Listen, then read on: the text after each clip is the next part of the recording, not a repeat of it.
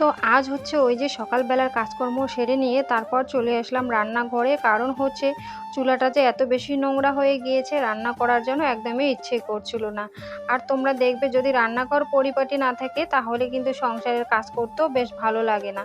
তো যাই হোক, কার কীরকম তবে জানি না, কিন্তু আমার ক্ষেত্রে এরকমটাই হয়। আমার কাছে রান্নাঘর বলো আর রুম বলো সবসময় পরিচ্ছন্ন থাকতেই লাগবে।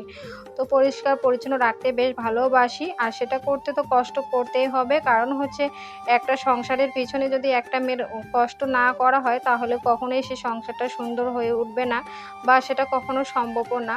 তো একটা সংসার সুন্দর দেখতে যতটা সহজ তার পিছনে কিন্তু অতটাই মানে কষ্ট এবং পরিশ্রম করতেই লাগে, তারপরে সেই সংসারটা সুন্দর হয়ে ওঠে।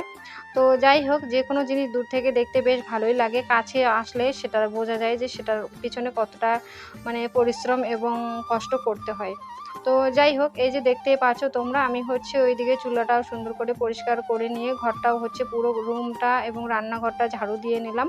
আর তারপর হচ্ছে এখন ওই যে মুছেও নিচ্ছি। তো তোমাদের কাছে কেমন লেগেছে মিনি ব্লগটা অবশ্যই